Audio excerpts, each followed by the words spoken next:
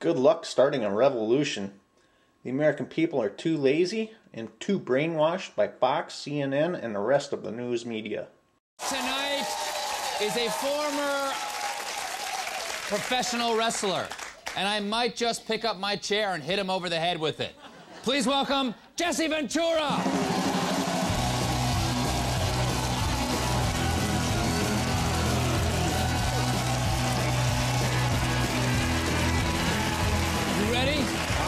You ready for this? I'm ready. Let's throw down! I'm ready. Welcome to come on the show. Thank you. It's a pleasure to have an author of your stature on the show. You have a new book, Don't Start the Revolution Without Me. That's right. Okay. Why shouldn't we start the revolution without you? Isn't the nature of the revolution you gotta go when you gotta go, and we can't worry if Jesse Ventura's got his revolution uniform on yet? I agree. You agree? I hope everybody does start it without me. I can stay in Mexico and keep surfing. Now, let me ask you something. What is this revolution you're talking about, sir? Revolution against the United States government? That is sedition, sir, and you can be thrown in jail. Would be a good thing these days. You could be thrown into a pit with snakes. Well, that may be true, but remember the Second Amendment with the right to bear arms? Mm-hmm. Well, that's not done for hunting or fishing. Our forefathers put that right in there so that we have the ability to rise up if our country becomes oppressive. Yeah, so but listen, they have it but both that only ways, applies Stephen? in the United States, and you've already bugged out of the United States, and you're living in Mexico, Jesse. You've given up on the United States. No, I've not. That's where you go to learn about revolution, so that you can bring it back home. You know, now, everyone thinks Che Guevara is dead. I know better. Now, is he a luchador? Is he one of those Mexican guys wearing a mask in the wrestling ring? No, I don't think so. That's, All right. that's called That lucha libre. You, for years, let's get your bona fides out here, why people should listen to you, because I'm not exactly sure whether we should take advice from you, because you had, for years, what many people consider kind of a fake job, where people cheer and everything, but it's not real. You were the governor of Minnesota. Yeah. Okay. Yeah. I also, Stephen, had a fake job called a U.S. Navy SEAL. Mm-hmm. Mm-hmm. Yeah. Yeah, oh. And that can get fatal quick. Uh-huh. You see me shake? Well, you can cut a diamond on that thing, my friend. Take more than a Navy SEAL to make me poop my pants. That's right, Stephen. But always remember, you gotta sleep sometime. You think the government lies to us all the time, okay?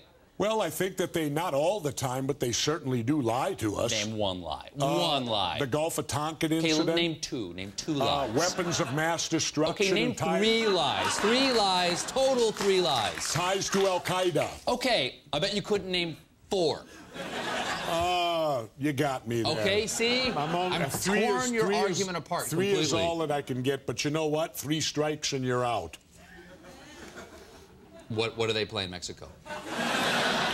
Baseball, like we do here. What do they call it there? Baseball. So I guess I do speak Spanish. There you go. Now, you say you got something wrong with the two-party system. I agree. Yeah. Okay, that's one party too many. Why? What's your problem with the two-party system? Well, my problem with the two-party system is that it's not a party with only 2. You got to have more than 2 people to have a party. Well, I mean, the Republican Party is a big tent. Wait, a lot of people are in the Republican Party. I mean, it's got a very broad base. You've got, like, Ron Paul, who's the crazy coot candidate, and then you've got Dick Cheney, who is the candidate of the mole people. Yeah. Totally different groups of people. I have another name for Dick Cheney. He's called the Chicken Hawk. When it was time, I think that means he picks up teenage gay prostitutes. No. What it means is when it was his time to go to war during Vietnam, he was chicken. He had a student deferment, sir. He had to 4 of them. 5, actually. 5. He had, I lost count. He had to. I mean, there was. Well, wait a minute though. College, post-college. Wait. When we go to war, shouldn't we have the best and the brightest? Right. So back in Washington, telling the other people where to go. Why do you get a student deferment then? Because so he could be bester and brighter. That's why we needed him. Like George Bush said, the only problem with Vietnam was we left too soon. Well, why didn't those 2 come over and help out? Now, George Bush was with the Alabama National Guard. No, the Texas. He was guarding Dallas from the North Vietnamese Air Force. But he was sent to Alabama, and they couldn't find him there. And I think, you know what? I think he was on missions in Vietnam that whole time. But he's too humble to talk about it. No. He was enrolling in Harvard Business School, and he never reported for duty. That's called unauthorized absence. Let me ask you something. If I were going to put together an Iraqi task force, who should I have on it? You or Sergeant Slaughter? Because you both are very strong on defense. Well, that would depend. Do you want a real veteran or a fraudulent one? I'll take the one that inspires the crowd the most. Well... He's a crowd pleaser, that's Sergeant Slaughter. Yeah, and I was a villain. I was a crowd displeaser. So I guess I'd have to go with him. No. No? When it comes time to war, you want the displeaser, not the pleaser.